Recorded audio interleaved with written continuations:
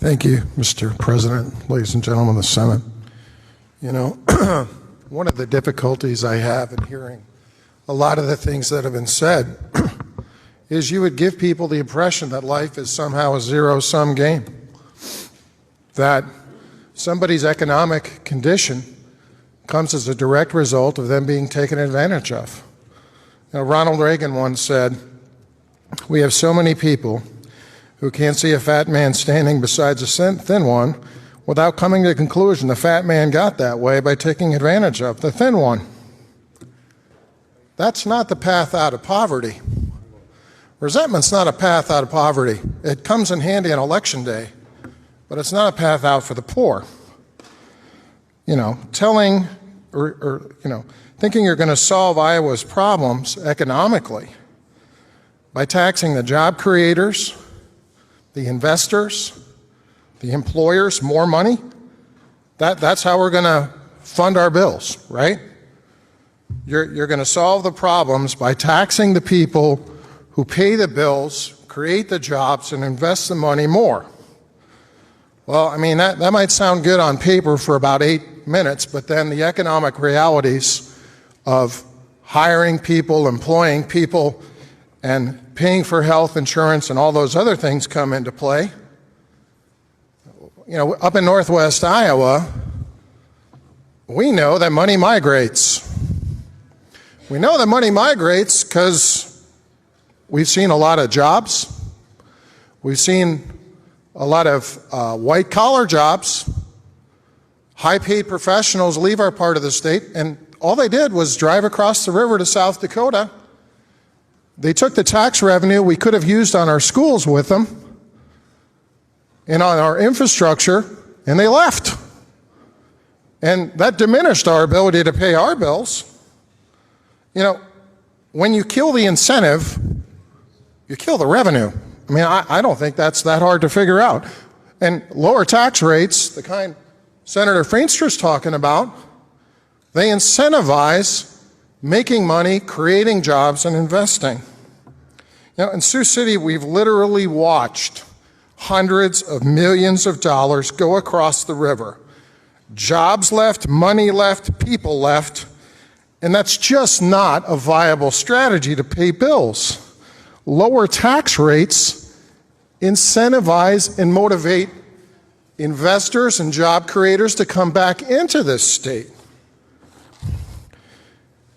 Our corporate tax rate is the highest in the country. It's 12%. Now, I know Senator Cornbar is familiar with the Laffer curve, which basically says once you get past 35%, there's a diminishing marginal rate of return on growth. And that's where we are. If you want Iowa businesses to grow, you can't go beyond a certain point and expect that to happen. You know, another reality is in Iowa, we work till April 14th before we get to keep a dollar. April 14th is Tax Freedom Day. You know, I see taxes, for me personally, as an issue of the economic freedom to spend the money that I earned. You know, and the reality is, we don't get to keep a dime till after April 14th, which is kind of ironic because April 15th, of course, is tax day, right? So, you know, one thing that you don't talk about is, you know, your millionaire example, Senator Hogue. Okay, let's say you make $1 million, just hypothetically. That millionaire is going to pay $370,000 in taxes to the federal government right off the top. He's going to pay another $60,000 to the state of Iowa after that. He's going to pay $430,000 out of that million. Now, you know, maybe you think because he gets to keep that $570,000 that he has somehow taken advantage or screwed somebody else over. Maybe he just worked hard and made good decisions. You know, wealth, just the idea that you have the opportunity to be economically prosperous elevates the poor out of poverty and is a real path out of poverty, pretty much better than anything else. Free market capitalism has created more wealth, more jobs, and more opportunity for the people of the free world than anywhere else.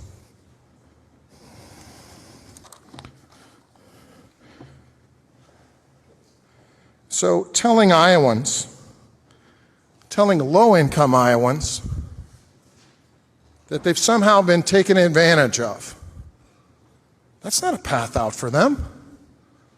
That's not a path out for them. A victim mindset doesn't elevate you. A victim mindset keeps you right where you are. It keeps you poor. It keeps you bitter. It keeps you resentful. Might even make you hate people. I don't see that as a path for those people. I mean, obviously you're going to garner some political capital from the hatred it engenders in the souls of the people you're trying to think that way, but it's not really going to help them. Their path out of poverty comes when they have a business climate that ranks better than 40th, which we rank now because of our tax policies. We actually, right now we rank 40th. What does that mean? When corporations look at us and they get on the internet and they decide, do we want to create jobs in Iowa? Oh, wait a minute. You have the highest corporate tax rate in the country. No, thank you. Oh, you have the 5th highest personal income tax rate in the country? No, thank you. They look at that stuff. And these are the people we want to have come to Iowa. So the path out of poverty comes down to two things. It comes down to opportunity and personal responsibility. If I give you the opportunity and I encourage the personal responsibility and the motivation and the resolve, you're going to find your way out of poverty. That's your way out.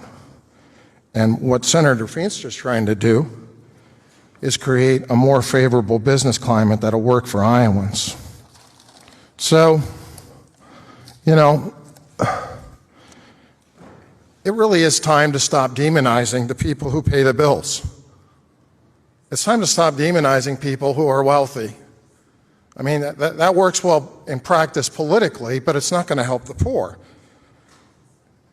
It's time to stop demonizing people who pay the bills, create the jobs, and invest the money that create the opportunity. The politics of resentment don't help anybody except politicians on election day. Let's talk about how we can really help these people. Let's talk about creating a business climate that ranks better than 40th. Let's talk about lowering tax rates that incentivize investment and job creation. And let's talk about embracing, each one of us all, our personal responsibility to do our best with the time we have. And I'm not saying there aren't instances where people, because of their circumstances, are limited. But let's give them a real path and not just a political one. Thank you, Mr. President.